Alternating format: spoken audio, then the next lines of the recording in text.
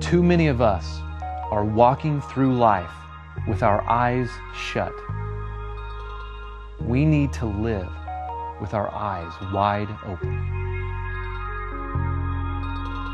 There is no other figure in history that has had more effect on our world than Jesus. Without Jesus, Christianity means nothing.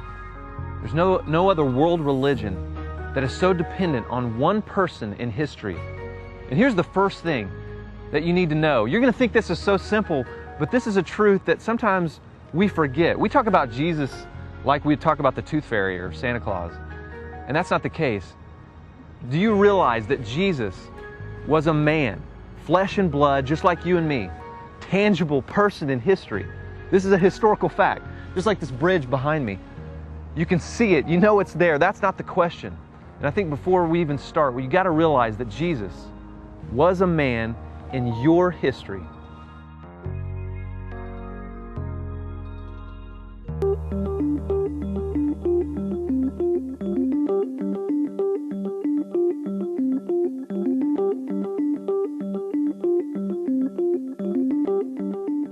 Although we know Jesus was a man, he was definitely not any normal man. He made some claims that no one has ever made in history. Jesus actually claimed to be God. In John 14:11, Jesus' words, he says, "Believe me that I am in the Father and the Father is in me." Earlier in John 10:30-33, we see Jesus where he says these words, "I and the Father," talking about God, "are one." And that's when the Jews picked up stones and they're about to stone him. And Jesus is like, "Man, which miracle are you going to be stoning me for?" And then 33, the Jews answered, "For good work we do not stone you, but for blasphemy, because you, being a man, make yourself out to be God." See, this is the reason that everybody got upset by Jesus. This is the reason that Jesus was killed, is because this man was claiming to be God.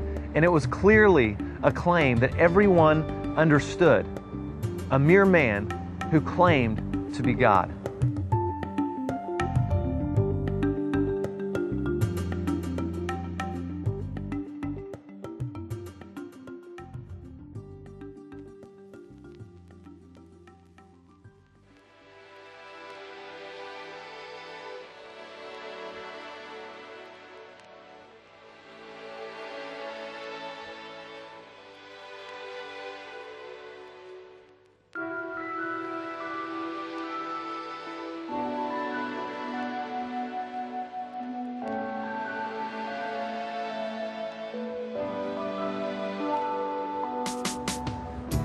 When a mere man claims to be God, man, he better have some incredible proof.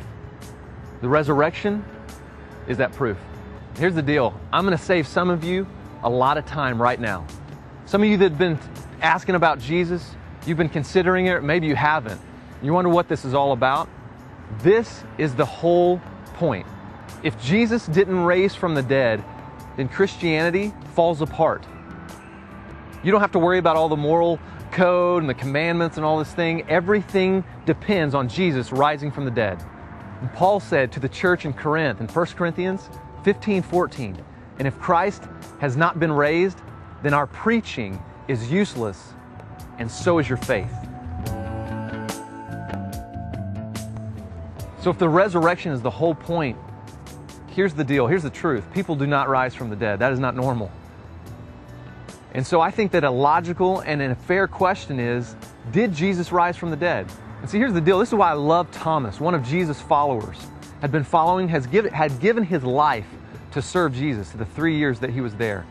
And Thomas asked the question, when he hears about Jesus raising from the dead, some of the disciples had seen it, but Thomas had not. And he said this in John 20:25.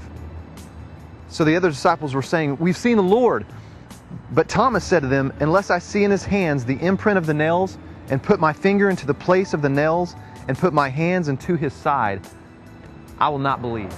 After 8 days, his disciples were again inside. Thomas was with them, and then Jesus came. The doors having been shut, stood in the midst and said, "Peace be with you." And then he said to Thomas, "Reach here with your finger and see my hands. and reach here with your hand and put it into my side. And do not be unbelieving, but believing."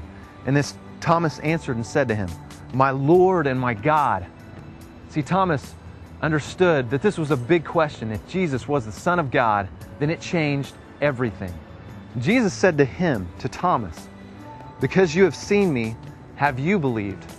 Blessed are they who did not see and yet believed." Now, a lot of you are saying, "Yeah, man, if I could see Jesus," because that's a big deal. See him risen from the dead, see his nail-scarred hands, and I would totally believe, I'd totally be in, sell out. See, I don't think Jesus was talking about us. I think he was talking about everybody before Thomas. Those people that had never seen Jesus, before Jesus was around. See, I believe Jesus stands before you right now, and he says, "Hey, look, here it is. Here's the proof. Here's the evidence. You weigh it for yourself." Why do I say that? Because the resurrection is a historical event. Remember, Jesus was a man who claimed to be God, and his resurrection falls in our past.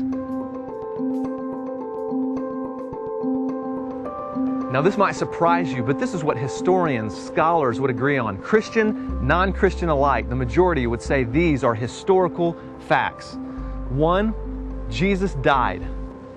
2, Jesus was buried. And 3, the tomb was empty. Do you realize that Christianity started in the very same city that condemned Jesus to die? Now, how could that happen? Because all of them knew where he was buried. They could just say, "Hey, that's enough. Look, there's his body right there in the tomb." The reason is because his tomb was empty. 4th thing is that people saw Jesus after he had risen from the dead. Do you realize people agree on this? There were so many of them, that's why. Not only his disciples, his apostles, but over 500 people saw Jesus after he had risen from the dead. That's an amazing fact that we don't realize is historical. The 5th historical fact is that people's lives were radically changed. Those disciples that followed Jesus, all but one of them, were killed for their faith. Here's the deal. People do not die for something that they know is a lie. And it wasn't just people who loved Jesus before. Lives were radically changed that were enemies of Jesus. Paul, who persecuted Christians before he had a face-to-face encounter with Jesus. Jesus' own brothers, James and Jude, who actually have 2 books in the Bible that you read, claim that he is the Son of God, saw him again. Man, can you imagine convincing one of your siblings that you are actually God himself? And that's why, just like Thomas, Jesus stands before us. And when Thomas had his question answered, he was one of those that was killed for his faith. Now Jesus stands before you. All this historical evidence, you're no longer the ones that don't see. You're the ones that see. The question is, are you opening your eyes? And what do you believe? And just like a bridge, you can know that it's strong. You can know how much it can hold. You can know where it leads. You can know that it leads to somewhere that you could not get without it. All that is great, but faith is stepping out on the bridge. Jesus said, "I am the way, the truth, and the life. No one comes to the Father, no one has a relationship with God, except through me." So please, don't take my word for it. Hear his words. Weigh his words and know what you believe about Jesus for yourself. Open your eyes.